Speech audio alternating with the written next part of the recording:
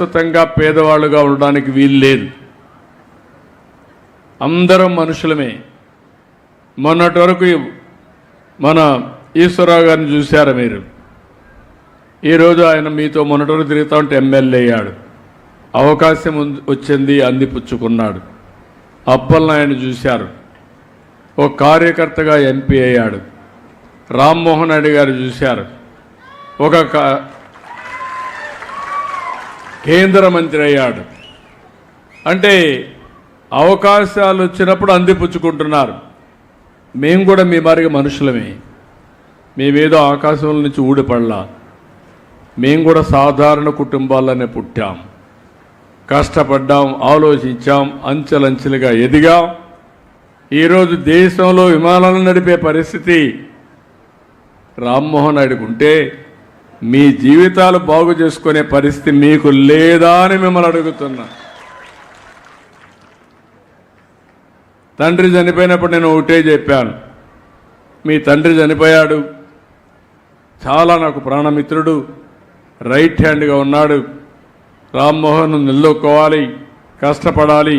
Youngster అంటే 3 నెలలు cycle యాత్ర చేసి ప్రజల ఆదరణ పొంది 3వసారి ముచ్చటగా ఎంపీ అయి కేంద్ర మంత్రి అయ్యాడు. నేను అందుకే ఇలాంటి దారులు మీకు చూపించడానికి మార్గదర్శనం కూడా తీసుకొస్తున్నా. ఎవరైతే జీవితంలో సక్సెస్ అయిన కొంతమంది వ్యక్తులు ఇప్పటికి కూడా చారిటీ ద్వారా, ఎన్జిఓ ద్వారా ఖర్చు పెడుతున్నారు. విద్య కోసం, ఆరోగ్యం కోసం, గ్రామాల రోడ్ల కోసం ఈ ఖర్చు పెడుతున్నారు.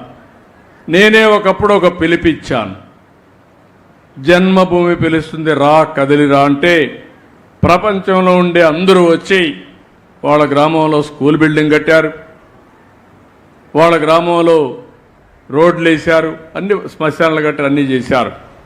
ఇప్పుడు నేను ఒక పిలిపిచ్చాను, సమాజం మీకు అన్ని విధాలా కలిసి వచ్చింది, మీ అదృష్టం బాగుంది, మీరు పైకి వచ్చారు. కానీ సమాజానికి తిరిగి ఇవ్వాల్సిన బాధ్యత మీ మీద ఉంది. అందుకే మీరందరూ ఆలోచించండి.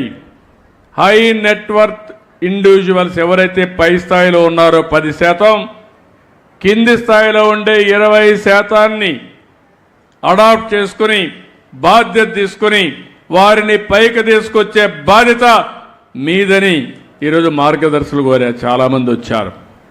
ఈరోజు మనం ఒక 2 నిమిషాలు వాళ్ళతో మాట్లాడి ఎట్లా టైఅప్ చేస్తాం మీకు చెప్తాం. ఈ పక్క బంగారు కుటుంబాలకు సంబంధించి కొంతమంది ఉన్నారు. ఒకసారి మైక్ ఇచ్చి నువ్వు మాట్లాడతావమ్మా.